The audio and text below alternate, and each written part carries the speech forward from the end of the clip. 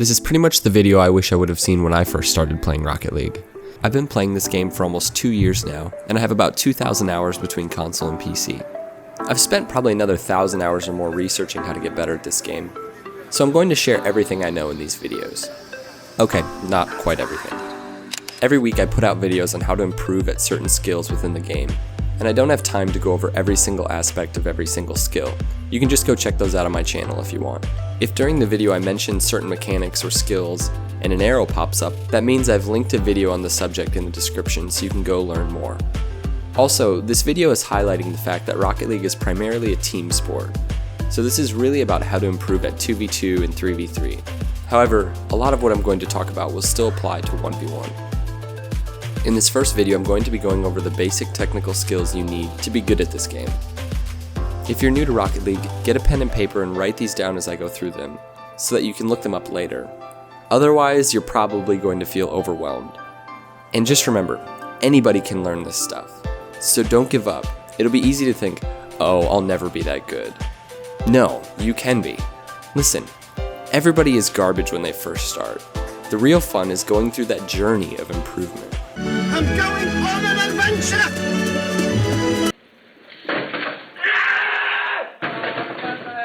In the second part of this video, I'm going to show you how to approach offense, defense, rotation, basically how Rocket League is meant to be played. Because most Rocket League players just kind of play and don't even really think about it. And then in the second video, I'm going to go over the mental side of Rocket League, and then in the end, I'm going to teach you how to train and how to improve yourself. These videos are going to basically be Rocket League boot camp. Though this guide will be most helpful for newer to somewhat experienced players, I guarantee that even high-level players will get something out of it. Okay, on to the video. There's tons of information about different cars in Rocket League. Hitboxes, turn radiuses. Just know this, the cars are different. There's no debate about this anymore. Basically, just watch this video by Sir Timbers.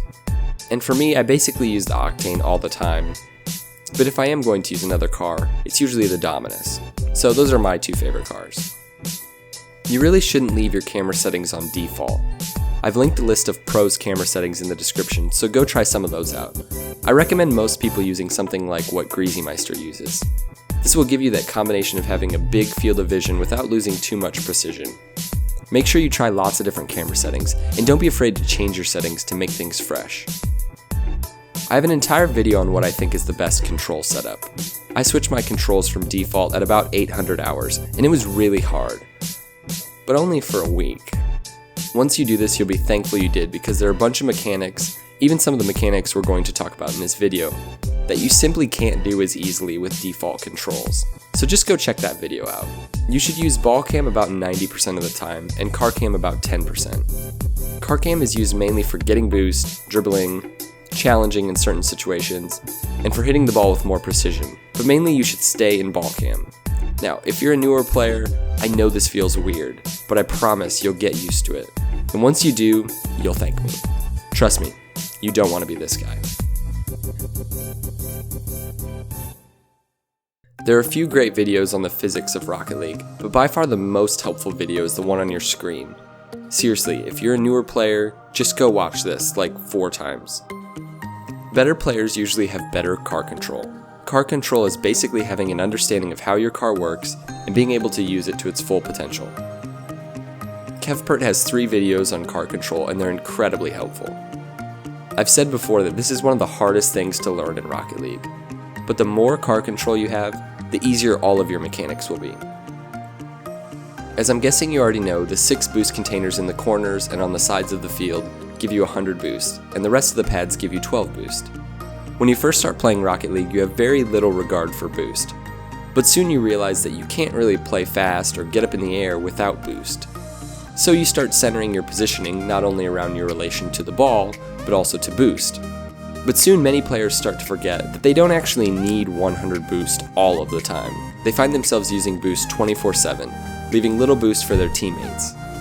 Thankfully, 30 to 40 boost is enough to do basically anything on the field. Dodging forward is another way to move down the field faster while conserving boost. I usually don't dodge forwards for speed unless I'm rotating back or I simply have no boost. But if you do have boost and you're on the attack or you need to beat someone to the ball, use it. Otherwise, just try to conserve it. One of the most important elements of Rocket League is knowing when to challenge and when to back off.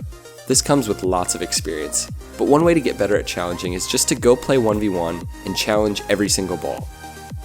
This will give you a better sense of when you can beat someone to the ball, when you're going to have a 50-50, or when you're just going to lose. Do this periodically and you'll begin to get a better sense of when to challenge and when to back off. Every Rocket League player goes through a period of time where they no longer miss the ball 100% of the time. And so the only thing they see is the ball, and they want to hit it real bad. Just know that if this is you, you're not helping your team win.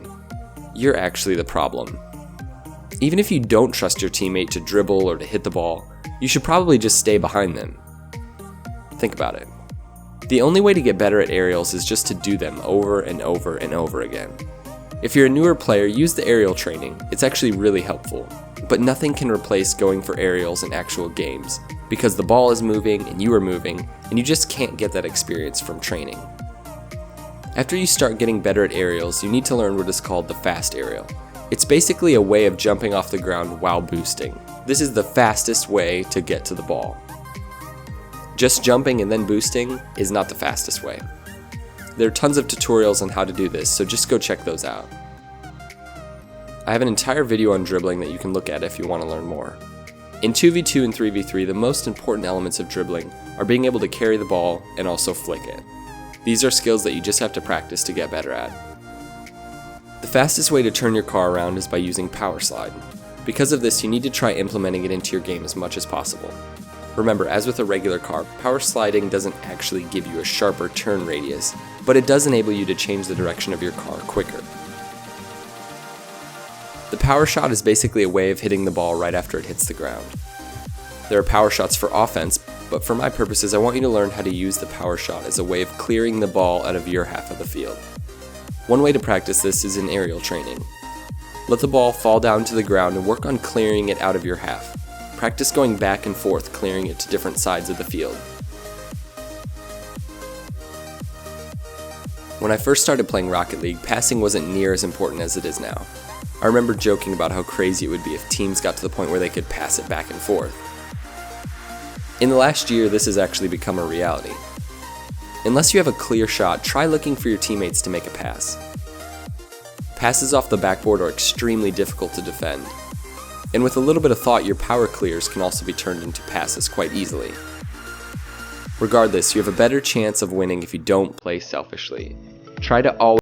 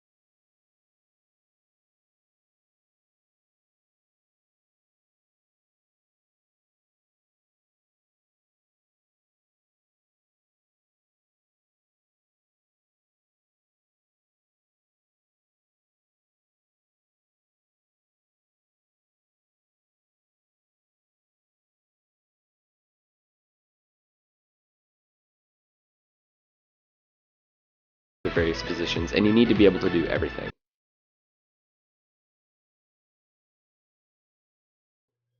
Okay, at any given moment, you are either in the 1, 2, or 3 position.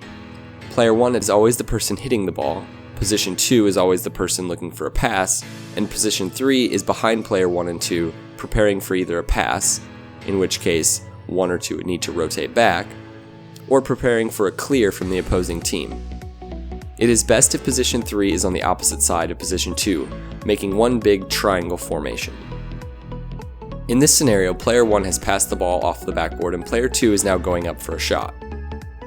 Let's say player 2 misses the shot and the ball goes into the right corner.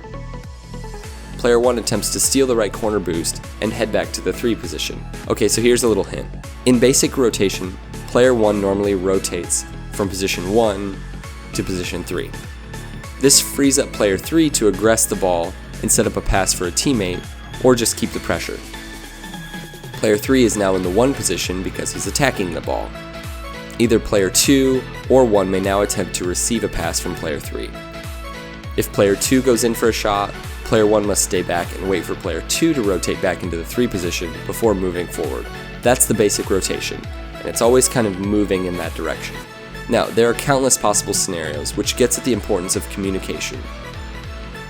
When you first start implementing this model, just say 1, 2, or 3, depending on your position.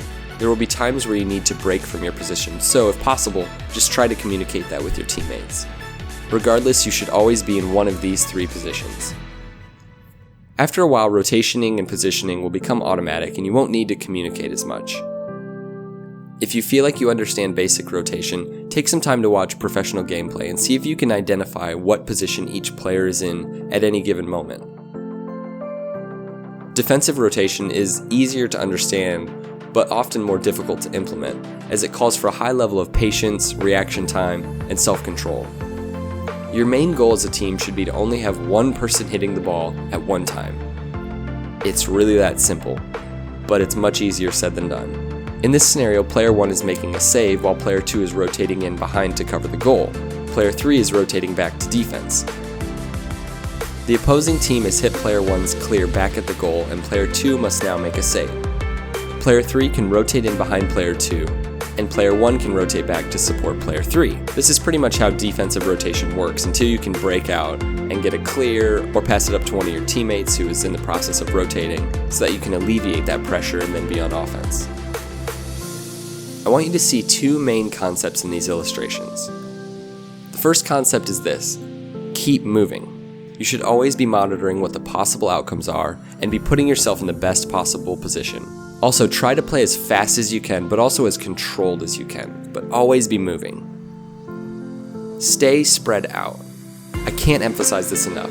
The more you give your teammates space, the better off you are either to receive a pass or to back your teammates up if things don't go your way. It takes a lot of time and practice to gain the self-control needed to stay spread out.